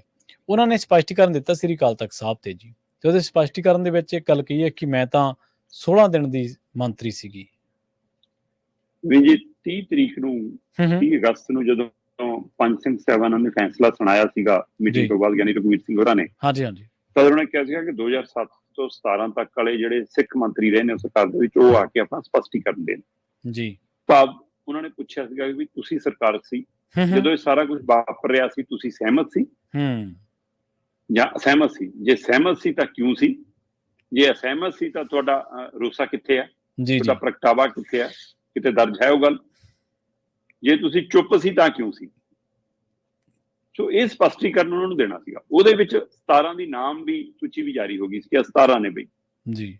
ਉਹਦੇ ਵਿੱਚੋਂ ਅਗਲੇ ਦਿਨੇ 31 ਅਗਸਤ ਨੂੰ ਇਹ ਸੁਖਬੀਰ ਸਿੰਘ ਬਾਦਲ 4 ਉਸ ਸਮੇਂ ਦੇ ਮੰਤਰੀਆਂ ਨੂੰ ਲੈ ਕੇ ਪਹੁੰਚ ਗਏ। ਚਲੋ ਅਗਲੇ ਕਹਿੰਦੇ ਠੀਕ ਹੈ ਭਾਈ, ਗੁਰੂ ਘਰ ਆਇਆ ਇੱਕ ਮੱਥਾ, ਪਰ ਤੂੰ ਤਾਂ ਤਨਖਾਹੀਆ ਕਰਾ ਰਿਹਾ, ਤੇਰਾ ਹੁਣ ਸਪਸ਼ਟੀਕਰਨ ਤਾਂ ਸੰਗਤ ਚ ਖੜ ਕੇ ਹੀ ਹੋਊਗਾ, ਤੇਰੇ ਵਾਲਾ ਕੰਮ ਤਾਂ ਹੋ ਲਿਆ, 4 ਦਾ ਦੇ ਜੋ। ਚਲੋ ਸੁਖਬੀਰ ਬਾਦਲ ਵੀ ਇੱਕ ਲਿਫਾਫਾ ਫੜਾ ਕੇ ਉਦੋਂ ਸਕੱਤਰ ਚ ਜਥੇਦਾਰ ਸਾਹਿਬ ਆਪ ਤਾਂ ਨਹੀਂ ਸੀਗੇ, ਉਹਨਾਂ ਦੇ ਨੁਮਾਇੰਦੇ ਸੀਗੇ ਜਿਹੜੇ, ਤੇ ਉਸ ਦਿਨ ਦਲਜੀਤ ਸਿੰਘ ਚੀਮਾ ਵੀ ਦਿਆ ਸਪਸ਼ਟੀਕਰਨ, ਉਸ ਦਿਨ ਮਹੇਸ਼ਿੰਦਰ ਗਰੇਵਾਲ ਵੀ ਦਿਆ, ਸਰਜੀਤ ਵੀ ਦਿਆ, ਗੁਰਜਾਤ ਸਿੰਘ ਰਣੀਕੇ ਵੀ ਦਿਆ। ਤੇ ਉਸ ਤੋਂ ਬਾਅਦ ਫਿਰ 3 ਮੰਤਰੀ ਉਸ ਸਮੇਂ ਦੌਰ ਦੇ ਹੋ ਜਾਏ ਜਿਹੜੇ ਵੱਖ-ਵੱਖ ਤਰ੍ਹਾਂ ਚ ਨੇ, ਮਨਪ੍ਰੀਤ ਬਾਦਲ ਵੀ ਜਾਇਆ, ਸੁੱਚਾ ਸਿੰਘ ਲੰਗਾਹ ਵੀ ਜਾਇਆ ਤੇ ਵਿਕਰਮ ਮਜੀਠੀਆ ਵੀ ਦਿਆ। ਹੁਣ ਲੰਘੇ ਕੱਲ ਭਾਰਤੀ ਸਮੇਂ ਅਨੁਸਾਰ ਸੋਮਵਾਰ ਨੂੰ 3 ਜਣੇ ਹੋਰ ਪਹੁੰਚ ਗਏ ਜੀ। ਉਹਨਾਂ ਚ ਪਰਮਿੰਦਰ ਢੀਂਡਸਾ, ਸੋਹਣ ਸਿੰਘ ਠੰਡਲ ਤੇ ਬੀਬੀ ਜਗੀਰ ਕੌਰ। ਹੁਣ ਇੱਕ ਪਹਿਲ ਕਦਮੀ ਚੰਗੀ ਇਹ ਕੀਤੀ ਪਰਮਿੰਦਰ ਢੀਂਡਸਾ ਹੋਰਾਂ ਨੇ, ਬੀਬੀ ਜਗੀਰ ਕੌਰ ਹੋਰਾਂ ਨੇ ਸੁਖਬੀਰ ਬਾਦਲ ਨੂੰ ਸ਼ੀਸ਼ਾ ਦਿਖਾਇਆ ਇੱਕ ਤਰ੍ਹਾਂ ਨਾਲ ਕੱਲ ਉਹ ਕਹਿੰਦੇ ਜੀ ਅਸੀਂ ਅਕਾਲੀ ਦਲ ਚੋਂ ਤਾਂ ਕੱਢੇ ਹੀ ਹੋਏ ਆ ਇੱਕ ਤਰ੍ਹਾਂ ਨਾਲ, ਪਰ ਅਸੀਂ ਜਿਹੜੀ ਸੁਧਾਰ ਲਹਿਰ ਬਣਾਈ ਆ, ਅਸੀਂ ਉਹਦੇ ਵਿੱਚ ਨੁਮਾਇੰਦੇ ਤਾਂ ਹੈਗੇ ਆ ਨਾ, ਉਹਨਾਂ 'ਚ ਕੋਈ ਨਾ ਕੋਈ ਅਹੁਦੇ ਸਾਨੂੰ ਮਿਲੇ ਆ ਨਾ, ਅਸੀਂ ਉਹ ਅਹੁਦਿਆਂ ਤੋਂ ਤਿਆਗ ਪੱਤਰ ਦੇ ਕੇ ਜਾ ਰਹੇ ਹਾਂ ਸਪਸ਼ਟੀਕਰਨ ਲਿਆ ਜੀ। ਮਤਲਬ ਸੁਖਬੀਰ ਬਾਦਲ ਨੂੰ ਦੱਸਣ ਵਾਲਾ ਸੀਗਾ ਤੂੰ ਤਾਂ ਭਾਈ ਕਾਰਜਕਾਰੀ ਪ੍ਰਧਾਨ ਲਾ ਕੇ ਗਿਆ, ਤੂੰ ਤਾਂ ਅਸਤੀਫਾ ਵੀ ਨਹੀਂ ਦੇ ਕੇ ਗਿਆ ਪ੍ਰਧਾਨਗੀ, ਨਹੀਂ ਬਿਲਕੁਲ ਨਹੀਂ, ਬਿਲਕੁਲ ਤੂੰ ਤਾਂ ਉਹਦਾ ਵੀ ਨਹੀਂ ਛੱਡਿਆ, ਤਨਖਾਹੀਆ ਕਰਾਰ ਹੋਣ ਤੋਂ ਬਾਅਦ ਵੀ ਨਹੀਂ ਅਜੇ ਤੱਕ ਛੱਡਿਆ। ਸੋ ਇਸ ਲਈ ਕਹਿੰਦੇ ਜੀ ਅਸੀਂ ਸਾਰੇ ਉਹਦੇ ਛੱਡ ਕੇ ਜਾ ਰਹੇ ਹਾਂ ਜੀ, ਤੇ ਅਸੀਂ ਨਿਮਾਣੇ ਸਿੱਖ ਮੰਗ ਜਾ ਰਹੇ ਹਾਂ, ਪਰ ਅਸੀਂ ਸੁਧਾਰ ਲਹਿਰ ਦੇ ਵਿੱਚ ਵਰਕਰ ਬਣ ਕੇ ਕੰਮ ਕਰਦੇ ਰਵਾਂਗੇ। ਇਹ ਕਹਿ ਕੇ ਜੀ ਉਹ ਆਪਣੇ ਲਿਫਾਫੇ ਲੈ ਕੇ ਉੱਥੇ ਗਏ, ਗੁਰੂ ਘਰ ਨਤਮਸਤਕ ਹੋਏ ਅਕਾਲ ਤਖਤ ਸਾਹਿਬ ਤੇ ਜਾ ਕੇ ਉਹਨਾਂ ਨੇ ਸਕੱਤਰੇ ਦੇ ਵਿੱਚ ਜਮ੍ਹਾਂ ਕਰਾਏ। ਉਹਦੇ ਵਿੱਚ ਬੀਬੀ ਜਗੀਰ ਕੌਰ ਨੇ ਕਿਹਾ ਕਿ ਵੀ ਮੈਂ ਤਾਂ ਸਿਰਫ 16 ਦਿਨ ਦੀ ਮੰਤਰੀ ਰਹੀ ਹਾਂ, ਠੀਕ ਹੈ, 14 ਮਾਰਚ ਤੋਂ ਲੈ ਕੇ 30 ਮਾਰਚ 2012 ਤੱਕ ਮੈਂ ਤਾਂ 16 ਦਿਨਾਂ ਦੀ ਮੰਤਰੀ ਹਾਂ। ਮਤਲਬ ਪਤਾ ਸਾਰਿਆਂ ਨੂੰ ਬੀਬੀ ਜਗੀਰ ਕੌਰ ਦਾ ਪੇਚਾ ਪੈ ਗਿਆ ਸੀ, ਉਹ ਪੰਗਾ ਸੀ ਸਾਰਾ, ਉਹਦੇ ਵਿੱਚ ਫਿਰ ਉਹ ਛੱਡਣਾ ਪਿਆ ਸਾਰਾ ਕੁਝ, ਹੈ ਨਾ। ਹਾਂਜੀ ਹਾਂਜੀ, ਉਹ ਸਾਰੀ ਪ੍ਰਕਿਰਿਆ ਸਾਰੇ ਵੱਖ ਨੇ। ਪਰ ਹੁਣ ਉਹ ਇਹ ਕਹਿਣਾ ਚਾਹੁੰਦੀ ਹੈ ਕਿ ਉਹਨਾਂ 16 ਦਿਨਾਂ ਦੇ ਵਿੱਚ ਇਹੋ ਜਿਹਾ ਕੋਈ ਮਸਲਾ ਨਹੀਂ ਆਇਆ, ਇਸ ਲਈ ਮੈਨੂੰ ਤਾਂ ਪਹਿਲੇ ਝੱਟੇ ਵਰੀ ਕਰੋ, ਮੈਂ ਤਾਂ ਚਿੱਟੇ ਕੱਪੜੇ ਪਾਉਣੀ ਆ ਤੇ ਮੇਰੇ ਕੱਪੜਿਆਂ ਤੇ ਕੋਈ ਦਾਗ ਨਹੀਂ। ਸੁਣ, ਬੀਬੀ ਜਗੀਰ ਕੌਰ ਨੇ ਆਪਣੇ ਸਪਸ਼ਟੀਕਰਨ 'ਚ ਆਪਣੇ ਆਪ ਨੂੰ ਆਪ ਬਰੀ ਕਰਨ ਦੀ ਹਾਮੀ ਭਰੀ ਆ, ਪਰ ਫੈਸਲਾ ਸਿੰਘ ਸਾਹਿਬਾਨ ਨੇ ਲੈਣਾ। ਜੀ ਜੀ, ਜਥੇਦਾਰ ਸਾਹਿਬ ਨੇ ਇਹ ਵੀ ਦੇਖਣਾ ਕਿ ਬਾਕੀ ਮਸਲਿਆਂ ਤੇ ਤੁਹਾਡੀ ਭੂਮਿਕਾ ਕੀ ਰਹੀ ਆ, ਲੀਡਰ ਦੇ ਤੌਰ ਤੇ ਵੀ ਤੁਹਾਡੀ, ਸਿੱਖ ਲੀਡਰ ਦੇ ਤੌਰ ਤੇ ਵੀ ਤੁਹਾਡੀ ਭੂਮਿਕਾ ਕੀ ਰਹੀ ਆ, ਇਹ ਵੀ ਦੇਖਣਾ ਉਹਨਾਂ ਨੇ। ਤੇ ਉਹਦੇ ਵਿੱਚ ਬੇਸ਼ੱਕ ਮਤਲਬ ਕਿ ਬੀਬੀ ਜਗੀਰ ਕੌਰ ਸੱਤਾ 'ਚ ਨਹੀਂ ਆ, ਤੇ ਉਹਨੇ ਆਪਣੇ ਸਪਸ਼ਟੀਕਰਨ 'ਚ ਕਹਿੰਦੇ ਇਸ ਗੱਲ ਦਾ ਜ਼ਿਕਰ ਕੀਤਾ ਕਿ ਸਾਡੀ ਆਵਾਜ਼ ਬਾਦਲਾਂ ਨੇ ਦਵਾਈ ਆ, ਮੈਂ ਤਾਂ ਆਪਣੀ ਆਵਾਜ਼ ਦਰਜ ਕਰਾਉਂਦੀ ਨਹੀਂ, ਜਿਹਦਾ ਨਤੀਜਾ ਕਿ ਸਾਨੂੰ ਦੁੱਧ ਚੋਂ ਮੱਖੀਆਂ ਕੱਢ ਕੇ ਬਾਹਰ ਸੁੱਟਿਆ ਜਾ ਰਿਹਾ। ਸੋ ਇਹ ਸਾਰੀ ਪ੍ਰਕਿਰਿਆ ਦੇ ਹਵਾਲੇ ਨਾਲ ਹੁਣ ਜਥੇਦਾਰ ਸਾਹਿਬ ਉਹ ਚਿੱਠੀਆਂ ਨੂੰ ਜਦੋਂ, ਕਿਉਂਕਿ ਅਜੇ 10 ਜਣਿਆਂ ਦੀਆਂ ਆਈਆਂ ਨੇ, 4 1 3 1 3 1 7 ਰਹਿੰਦੇ ਨੇ, ਆਉਂਦੇ 2-3 ਦਿਨਾਂ 'ਚ ਮਤਲਬ 7 ਵੀ ਆ ਜਾਣਗੇ। 30 ਤਰੀਕ ਨੂੰ ਜੋ ਬੈਠਕ ਸੀ ਤਾਂ 14 ਤਰੀਕ ਤੱਕ ਸਾਰਿਆਂ ਦੀਆਂ ਆ ਜਾਣੀਆਂ ਚਾਹੀਦੀਆਂ ਨੇ। ਉਹ ਤੋਂ ਬਾਅਦ ਫਿਰ ਅਗਲੀ ਬੈਠਕ ਹੋਏਗੀ ਜਿਹਦੇ ਵਿੱਚ ਇਹ ਸਪਸ਼ਟੀਕਰਨ ਬਚੇ ਜਾਣਗੇ, ਤੇ ਸੁਖਬੀਰ ਬਾਦਲ ਨੂੰ ਕਟਹਿਰੇ 'ਚ ਖੜਾ ਕੇ ਸੰਗਤ ਦੇ ਵਿੱਚ ਖੜੇ ਕਰਕੇ ਅਕਾਲ ਤਖਤ ਸਾਹਿਬ ਦੇ ਸਾਹਮਣੇ ਤੋਂ ਉਹਨਾਂ ਦੇ ਫਿਰ ਉਹ ਗੁਨਾਹ ਦੀ ਤਫਸੀਲ ਤੇ ਉਹਨਾਂ ਨੂੰ ਫਿਰ ਸਜ਼ਾ ਦੀ ਤਫਸੀਲ ਫਿਰ ਪੜ੍ਹੀ ਜਾਣੀ ਆ, ਤੇ ਉਸ ਦੌਰਾਨ ਹੀ ਇਹਨਾਂ ਨੂੰ ਕੀ ਉਸੇ ਦਿਨ ਸੱਦਿਆ ਜਾਊਗਾ ਜਾਂ ਇਹਨਾਂ ਨੂੰ ਸਪਸ਼ਟੀਕਰਨ ਤੋਂ ਹੀ ਤੈਅ ਹੋ ਜਾਏਗਾ ਕਿ ਇਹਨਾਂ ਦਾ ਸਪਸ਼ਟੀਕਰਨ ਆ ਗਿਆ, ਇਹਨਾਂ ਨੂੰ ਬਾਹਰ ਕਰ ਦਿੱਤਾ ਜਾਏਗਾ, ਜਾਂ ਇਹਨਾਂ 'ਚ ਕੁਝ ਨੂੰ ਤਲਬ ਕਰਕੇ ਇਹਨਾਂ 'ਚੋਂ ਵੀ ਤਨਖਾਹ ਲਈ ਜਾਏਗੀ। ਇਹ ਸਾਰੀ ਪ੍ਰਕਿਰਿਆ ਨੂੰ ਥੋੜੀ ਲੰਬੀ ਹੈ, ਪਰ 14 ਤਰੀਕ ਤੋਂ ਬਾਅਦ ਦੁਬਾਰਾ ਜਿਹੜੀਆਂ ਜਥੇਦਾਰ ਸਾਹਿਬ ਦੀਆਂ ਬੈਠਕਾਂ ਹੋਣੀਆਂ ਉਹਦੇ ਵਿੱਚ ਇਹ ਸਾਰਾ ਪੱਖ ਪਹਿਲੂ ਸਾਹਮਣੇ ਆਏਗਾ। ਉਹਦਾ ਇੰਤਜ਼ਾਰ ਰਹੇਗਾ ਜੀ, ਅਜੇ 7 ਜਣਿਆਂ ਨੇ ਸਪਸ਼ਟੀਕਰਨ ਦੇਣਾ। ਜੀ ਜੀ, ਅਗਲੀ ਖਬਰ ਦੇ ਵੱਲ ਵਧੀਆ, ਬੜੀ ਵਿਲੱਖਣ ਜੀ ਖਬਰ ਹੈ। ਸ਼ਰਮਾ ਜੀ ਕਹਿੰਦੇ ਚੈਨੀ ਚੋਰ ਹੁਣ ਲੁੱਟਿਆ ਸੋਨਾ, ਜਿਹਨੂੰ ਉਹ ਲੋਕਾਂ ਦੀਆਂ ਕੰਨਾਂ ਚੋਂ ਲਾਹ ਲੈਂਦੇ ਨੇ, ਖੋਹ ਲੈਂਦੇ ਨੇ ਲੋਕਾਂ ਕੋਲ, ਉਹਦੇ ਬਦਲੇ ਗੋਲਡ ਲੋਨ ਲੈ ਲੈਂਦੇ ਜੀ। ਇੱਕ ਬੜਾ ਕਮਾਲ ਦਾ ਘਟਨਾਕ੍ਰਮ ਸਾਹਮਣੇ ਆਇਆ, ਜਿਹਦੇ ਵਿੱਚ ਹੁਣ ਪੁਲਿਸ ਵੀ ਦੁਵਿਧਾ 'ਚ ਪੈ ਗਈ ਕਿ ਹੁਣ ਕੀ ਕਰੀਏ। ਆਪਣੇ ਅਕਸਰ ਇਹ ਘਟਨਾਵਾਂ ਵੱਧ ਰਹੀਆਂ ਨੇ ਕਿ ਪਰਸ ਖੋਲੇ, ਹੈ ਨਾ, ਮੁੰਦੀ ਲਾ ਲਈ ਕਾਰ 'ਚ ਬਿਠਾ ਕੇ ਜੀ, ਹੈ ਨਾ, ਜਾਂ ਕੰਨਾਂ 'ਚੋਂ ਵਾਲੀਆਂ ਖੋਹ ਕੇ ਮੋਟਰਸਾਈਕਲ ਤੇ ਭੱਜ ਗਏ, ਗਲ 'ਚੋਂ ਚੈਨ ਖਿੱਚ ਕੇ ਭੱਜ ਗਏ। ਚੈਨ ਤੇ ਵਾਲੀਆਂ ਵਾਲੀਆਂ ਘਟਨਾਵਾਂ ਬਹੁਤ ਵਾਪਰਦੀਆਂ। ਤੇ ਹੁਣ ਉਹ ਸੋਨਾ ਅੱਜ ਕੱਲ੍ਹ ਸੁਨਿਆਰਿਆਂ ਕੋਲ ਨਹੀਂ ਵਿਕਦਾ, ਠੀਕ ਹੈ, ਕਿਉਂਕਿ ਜ਼ਿਆਦਾਤਰ ਸੁਨਿਆਰਿਆਂ ਨੇ ਅਜਿਹੀਆਂ ਚੀਜ਼ਾਂ ਖਰੀਦਣੀਆਂ ਬੰਦ ਕਰਤੀਆਂ। ਉਹਨਾਂ ਨੇ ਤੈਅ ਕਰ ਲਿਆ ਵੀ ਕਿ ਜਿਹਨੂੰ ਜਾਣਦੇ ਹਾਂ ਅਸੀਂ, ਜਿਹੜੇ ਪਰਿਵਾਰ ਨਾਲ ਸਾਡਾ ਲੈਣ ਦੇਣ ਆ, ਸੰਬੰਧ ਹੈ, ਅਸੀਂ ਉਸੇ ਦਾ ਮਾਲ ਚੱਕਾਂਗੇ ਤਾਂ ਕਿ ਕੱਲ ਨੂੰ ਗਰੰਟਡ ਹੋਵੇ ਕਿ ਬੰਦਾ ਵੀ ਜੈਨੂਨ ਹੈ। ਤੇ ਦੂਜਾ ਉਹ ਕਹਿੰਦੇ ਕਿ ਜਾਂ ਬਿੱਲ ਲਿਆਓ ਫਿਰ, ਤੇ ਤੀਜਾ ਕਹਿੰਦੇ ਕਿ ਚੈਨੀ ਚੋਰ ਜਾਂ ਜਿਹੜੇ ਲੁਟੇਰੇ ਨੇ, ਇਹਨਾਂ ਨੂੰ ਵੀ ਲੱਗਦਾ ਕਿ ਸੁਨਿਆਰਾ ਜੇ ਕੋੜਾ ਲੈ ਵੀ ਲੈਂਦਾ ਜੇ ਕੋਈ, ਤਾਂ ਫਿਰ ਘੱਟ ਬਹੁਤ ਦਿੰਦਾ, ਕਿ ਉਹਨੂੰ ਅੰਦਾਜ਼ਾ ਹੁੰਦਾ ਕਿ ਬਈ ਇਹ ਚੋਰੀ ਟੱਪੇ ਵਾਲਾ ਜਿਹੜਾ ਬਾਹਰਲਾ ਬੰਦਾ ਆ ਕੇ ਮੈਨੂੰ ਵੇਚ ਰਿਹਾ, ਇਸ ਲਈ ਕਹਿੰਦੇ ਉੱਥੇ ਮੁੱਲ ਨਹੀਂ ਪੈਂਦਾ। ਉਹਨਾਂ ਨੇ ਫਾਰਮੂਲਾ ਕੱਢਿਆ ਕਿ ਵੀ ਆਪਾਂ ਗੋਲਡ ਲੋਨ ਦੇਣ ਵਾਲੀਆਂ ਇੰਨੀਆਂ ਕੰਪਨੀਆਂ ਖੁੱਲੀਆਂ ਨੇ, ਪ੍ਰਾਈਵੇਟ ਕੰਪਨੀਆਂ, ਉਹਨਾਂ ਕੋਲ ਜਾਓ, ਉਹ ਸਿਰਫ ਆਧਾਰ ਕਾਰਡ ਤੇ ਪੈਨ ਕਾਰਡ ਮੰਗਦੇ ਨੇ। ਜੀ ਜੀ, ਆਧਾਰ ਕਾਰਡ ਤੇ ਪੈਨ ਕਾਰਡ ਦੇ ਆਧਾਰ ਤੇ ਉਹ ਸੋਨੇ ਦੀ ਪਰਖ ਕਰਾਉਂਦੇ ਨੇ, ਸੁਨਿਆਰੇ ਰੱਖੇ ਹੁੰਦੇ ਨੇ ਉਹਨਾਂ ਨੇ, ਤੇ ਉਹ ਉਹਨਾਂ ਨੂੰ ਪੈਸੇ ਦਿੰਦੇ ਨੇ। ਅਗਲੇ ਪੈਸੇ ਲਾ ਕੇ ਤਿੱਤਰ ਮੁੜ ਕੇ ਨਾ ਸੋਨਾ ਛਡਾਉਣਾ ਆਉਣਾ, ਨਾ ਮੋੜਨਾ ਆਉਣਾ, ਸਾਨੂੰ ਕੀ ਆ, ਹਾਂਜੀ, ਜੋ ਮਰਜ਼ੀ ਵਿਆਜਦਾਰ ਹੋਵੇ। ਹੋਇਆ ਕੀ ਕਿ ਅਜਿਹੀ ਘਟਨਾਵਾਂ 1 ਨਹੀਂ 2 ਨਹੀਂ 3 ਬਠਿੰਡਾ ਖੇਤਰ ਤੋਂ ਸਾਹਮਣੇ ਆਈਆਂ। ਠੀਕ ਹੈ ਜੀ, ਬਠਿੰਡਾ ਖੇਤਰ ਦੇ ਵਿੱਚ ਇੱਕ ਬੀਬੀ ਜੀਂਦ ਇਲਾਕੇ ਦੀ ਆਪਣੀ ਰਿਸ਼ਤੇਦਾਰੀ 'ਚ ਬਠਿੰਡੇ ਆਈ ਵੀ ਸੀ।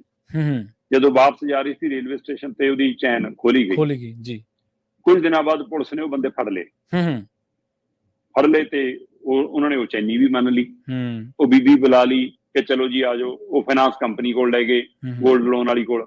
ਉਹਨਾਂ ਨੇ ਜੀ ਚੈਨੀ ਦਿਖਾਤੀ ਕਿ ਹਾਂਜੀ, ਬੀਬੀ ਨੇ ਪਛਾਣ ਲਈ ਕਿ ਆਈ ਹੈ। ਉਹ ਕਹਿੰਦੇ ਠੀਕ ਹੈ ਜੀ, ਪਛਾਣ ਲਈ, ਜਾਓ, ਅਸੀਂ ਦੇ ਨਹੀਂ ਸਕਦੇ। ਉਹ ਅੱਛਾ, ਪੁਲਿਸ ਕਹਿੰਦੀ ਵੀ ਇਸ ਤਾਂ ਬਰਾਮਦ ਕਰਨਾ ਸਮਾਨ, ਉਹ ਕਹਿੰਦੇ ਨਾ ਜੀ ਕੋਰਟ 'ਚ ਜਾਓ, ਅਸੀਂ ਤਾਂ ਲੋਨ ਦਿੱਤਾ ਵਾ ਇਹਦੇ ਬਦਲੇ। ਪੈਸੇ ਭਰੋ ਲੋਨ ਦੇ। ਹਾਂ, ਪਹਿਲਾਂ ਲੋਨ ਤਾਰ ਜੋ, ਲੈ ਜਾਓ ਆਪਣੀ ਚੀਜ਼। ਹੂੰ। ਹੁਣ ਇਸ ਪ੍ਰਕਿਰਿਆ ਦੇ ਵਿੱਚ ਸਵਾਲ ਖੜਾ ਹੋ ਗਿਆ। ਹੁਣ ਇਹ ਮਾਮਲਾ ਅਦਾਲਤ, ਇਸੇ ਤਰ੍ਹਾਂ ਇੱਕ ਗੁਰੂ ਗੋਬਿੰਦ ਸਿੰਘ ਕਲੋਨੀ ਆ ਬਠਿੰਡਾ ਦੇ ਵਿੱਚ, ਉੱਥੇ ਬੀਬੀ ਆਪਣੇ ਵਿਹੜੇ 'ਚ ਬੈਠੀ ਸੀ, ਉਹਦੀਆਂ ਵਾਲੀਆਂ ਲਾ ਕੇ ਭੱਜ ਗਏ। ਕੁਝ ਦਿਨਾਂ ਬਾਅਦ ਪੁਲਿਸ ਨੇ ਕਿਸੇ ਹੋਰ ਮਾਮਲੇ 'ਚੋਂ ਬੰਦੇ ਫੜ ਲਏ ਤੇ ਉਹ ਪੁਰਾਣੀਆਂ ਸਾਰੀਆਂ ਫਿਰ ਚੀਜ਼ਾਂ ਮੰਨ ਗਏ, ਉਹਨਾਂ 'ਚੋਂ ਵਾਲੀਆਂ ਦੀ ਘਟਨਾ ਵੀ ਮੰਨ ਗਏ। ਫਾਈਨਾਂਸਰ ਕੋਲੇ ਪਈਆਂ ਸੀ, ਵਾਪਰੀ ਕਿ ਉਹ ਵੀ ਫਾਈਨਾਂਸ ਕੋਲ ਪਈਆਂ ਸੀ, ਗੋਲਡ ਲੋਨ ਵਾਲੇ ਕੋਲ। ਉਹ ਕਹਿੰਦੇ ਵੀ ਅਸੀਂ, ਅੱਜ ਕੱਲ੍ਹ ਪ੍ਰਾਈਵੇਟ ਕੰਪਨੀ ਇੱਕ ਹੀ ਕਮਰੇ 'ਚ ਖੁੱਲੀਆਂ ਨੇ, ਹੋਰ ਕੰਪਨੀਆਂ ਨਾਲ ਤਾਲਮੇਲ ਹੁੰਦਾ, ਉਹ ਲੈ ਜਾਂਦੇ ਨੇ ਆ ਕੇ ਉਹਨਾਂ ਤੋਂ। ਤੇ ਉਹ ਸਾਰੀ ਪ੍ਰਕਿਰਿਆ ਦੇ ਵਿੱਚ ਹੁਣ ਉਹ ਕਹਿੰਦੇ ਜੀ ਇਹ ਤਾਂ ਅਦਾਲਤ 'ਚ ਨਿਬੜੂਗਾ ਜੀ ਮਾਮਲਾ। ਹੁਣ ਮੇਰਾ ਸਵਾਲ ਇਹ ਹੈ ਪ੍ਰਵੀਨ ਜੀ, ਜਦੋਂ ਤੁਸੀਂ ਕੰਪਨੀਆਂ ਨਾ, ਫਾਈਨਾਂਸ ਕੰਪਨੀਆਂ ਨੇ ਸੋਨੇ ਦੀ ਪਰਖ ਲਈ ਸੁਨਿਆਰੇ ਰੱਖੇ ਨੇ, ਤਾਂ ਇਹ ਪਰਖ ਕਿਉਂ ਨਹੀਂ ਕਰਦੇ ਕਿ ਮਾਲ ਬੰਦੇ ਦਾ ਹੈ ਕਿ ਨਹੀਂ ਹੈ, ਇਹਦੀ ਮਾਲਕੀ ਹੈ ਕਿ ਨਹੀਂ ਹੈ। ਜੇ ਸੁਨਿਆਰੇ ਤੇ ਕਾਰਵਾਈ ਹੋ ਸਕਦੀ ਹੈ ਕਿ ਵੀ ਤੂੰ ਸੋਨਾ ਕਿਉਂ ਖਰੀਦ ਰਿਹਾ, ਫਿਰ ਇਹ ਕੰਪਨੀਆਂ ਤੇ ਕਿਉਂ ਨਹੀਂ, ਵੀ ਤੁਸੀਂ ਕਿਉਂ ਨਹੀਂ ਚੈੱਕ ਕਰਦੇ। ਸੋ ਇਹ ਕਿਤੇ ਨਾ ਕਿਤੇ ਲੁਟੇਰਿਆਂ ਨੂੰ ਸੇਫ ਤਰੀਕਾ ਲੱਭ ਗਿਆ, ਔਰ ਪੈਸੇ ਦਾ, ਸੋਨੇ ਦਾ ਪੂਰਾ ਮੁੱਲ ਪੈਣ ਦਾ ਤਰੀਕਾ ਲੱਭ ਗਿਆ, ਤੇ ਆਪਣਾ ਪੈਸੇ ਲੈ ਕੇ ਉਹ ਤਿੱਤਰ ਹੋ ਜਾਂਦੇ ਨੇ। ਇਹ ਤਾਂ ਘਟਨਾਵਾਂ 3 ਉਹ ਨੇ ਜਿਹੜੀਆਂ ਪੜ ਹੋ ਗਈਆਂ। ਹਾਂਜੀ ਹਾਂਜੀ। ਇਹ ਤੋਂ ਬਿਨਾਂ ਹੋਰ ਕਿੰਨੇ ਹੋਣਗੇ ਜਿਨ੍ਹਾਂ ਨੇ ਇਹ ਪ੍ਰਕਿਰਿਆ, ਕਮਾਲ ਦਾ ਨਵਾਂ ਪਹਿਲੂ ਸਾਹਮਣੇ ਆਇਆ ਕਿ ਏਦਾਂ ਵੀ ਠੱਗੀ ਵਾਲਾ ਤਰੀਕਾ ਵਧੀਆ ਕਿ ਲੋਨ ਲੈ ਲਓ ਉਹਦੇ ਤੇ ਬਾਅਦ ਚੋਂ। ਸੋ ਆ ਲੁਧਿਆਣੇ ਦੀ ਇੱਕ ਚਰਚਾ, ਜਲੰਧਰ ਖੇਤਰ ਦੀ ਚਰਚਾ ਖਾਸੀ ਜ਼ੋਰ ਫੜ ਗਈ ਸੀ। ਮਤਲਬ ਚਰਚੇ ਪੁਰਾਣੀ ਵੇਚਣ ਲੱਗ ਗਏ, ਵੇਚ ਗਏ ਸੀ ਠੱਗ। ਉਹ ਫਿਲਮ ਜਿਹੀ ਆਈ ਸੀ ਹੈ ਨਾ, ਹਾਂਜੀ, ਉਹ 2 ਜਣਿਆਂ ਦੀ, ਅਮਿਤਾਭ ਬੱਚਨ ਦੇ ਮੁੰਡੇ ਵਾਲੀ, ਕਿਹੜੀ ਸੀਗੀ ਉਹ, ਹੈ ਨਾ, ਤਾਜ ਮਹਿਲ ਵੇਚ ਦੋ ਜੀ, ਲਾਲ ਕਿਲ੍ਹਾ ਵੇਚ ਦੋ। ਇੱਥੇ ਚਰਚ ਵੇਚਣ ਲੱਗੇ ਸੀ ਪੁਰਾਣੀ ਇਮਾਰਤਾਂ ਹੀ। ਸੋ ਇਸ ਲਈ ਇਹ ਬਹੁਤ ਗੌਰ ਕਰਨ ਵਾਲੀ ਗੱਲ ਹੈ ਕਿ ਇਹਨਾਂ 'ਚ ਚੋਰ ਮੋਰੀਆਂ ਕਿਉਂ ਨੇ ਇਸ ਤਰੀਕੇ ਦੀ, ਕਿ ਉਸ ਕੰਪਨੀਆਂ ਦੀ ਵੀ ਜ਼ਿੰਮੇਵਾਰੀ ਬਣਦੀ ਹੈ ਨਾ ਕਿ ਉਹ ਇਹ ਤਾਂ ਦੇਖਣ ਕਿ ਬੰਦਾ ਮਾਲਕ ਹੈ ਕਿ ਨਹੀਂ, ਜਿਹੜਾ ਸਾਡੇ ਕੋਲ ਲੈਣ ਆ ਰਿਹਾ ਸੋਨਾ, ਉਹਦੇ ਉੱਤੇ ਵੀ ਕਾਰਵਾਈ ਹੋਣੀ ਚਾਹੀਦੀ। ਜਿਹੜਾ ਇਹ ਚਲੋ ਲੁੱਟ ਖੋਹ ਤਾਂ ਰੁਕਣੀ ਚਾਹੀਦੀ ਹੈ ਸ਼ਰਮਾ ਜੀ, ਇਹ ਤਾਂ ਆਪਾਂ ਕਹਿੰਦੇ ਹਾਂ ਨਾ, ਕ੍ਰਾਈਮ ਤੇ ਨੱਥ ਪੈਣੀ ਚਾਹੀਦੀ ਹੈ। ਪਰ ਜਿਹੜਾ ਨਾ ਇਹ ਫਾਈਨਾਂਸ ਵਾਲਾ ਕੰਮ ਹੈ, ਇਹ ਕ੍ਰਾਈਮ ਨਾਲੋਂ ਵੀ ਭੈੜਾ। ਕੰਪਨੀਆਂ ਪਿੰਡਾਂ ਦੇ ਵਿੱਚ ਨੇ, ਉਹ ਕਿਸ਼ਤ ਭਰਾਉਂਦੀਆਂ ਨੇ, ਉਗਰਾਹੀ ਕਰਾਉਂਦੀਆਂ ਨੇ, ਮਨ ਮਰਜ਼ੀ ਵਾਲਾ ਵਿਆਜ ਲਵਾਉਂਦੀਆਂ ਨੇ, ਔਰ ਜੇਕਰ ਕਿਤੇ ਬੰਦਾ ਉਹ ਲੋਨ ਵਾਲਾ, ਹਾਂਜੀ, ਕਿਸ਼ਤ ਟੁੱਟ ਜੇ ਤਾਂ ਬਹੁਤ ਜ਼ਿਆਦਾ ਉਹਨਾਂ ਨੂੰ ਜ਼ਲੀਲ ਕਰਦੀਆਂ ਨੇ। ਘਰ ਦੇ ਭਾਂਡੇ, ਗੈਸ ਸਿਲੰਡਰ, ਇਹੋ ਜਿਹੀਆਂ ਚੀਜ਼ਾਂ ਉਹ ਲੈ ਜਾਂਦੀਆਂ ਨੇ ਗਰੀਬ ਗੁਰਬਿਆਂ ਦੇ। ਇਹ ਪ੍ਰਚਲਨ ਤਾਂ ਬਹੁਤ ਵੱਧ ਗਿਆ, ਔਰ ਇਹਦੇ ਨਾਲ ਇਕੱਲਾ ਨਾ ਸਿਰਫ ਆਰਥਿਕ ਲੁੱਟ ਬਲਕਿ ਸ਼ੋਸ਼ਣ ਕੀਤਾ ਜਾ ਰਿਹਾ, ਸਰੀਰਕ ਤੌਰ ਤੇ ਵੀ ਤੇ ਮਾਨਸਿਕ ਤੌਰ ਤੇ ਵੀ। ਔਰ ਇਹਨਾਂ ਨੂੰ ਕੋਈ ਪੁੱਛਣ ਵਾਲਾ ਹੈ ਨਹੀਂਗਾ, ਕੋਈ ਕਿਹੜੇ ਐਕਟ ਦੇ ਤਹਿਤ ਰਜਿਸਟਰਡ ਨੇ ਜੀ।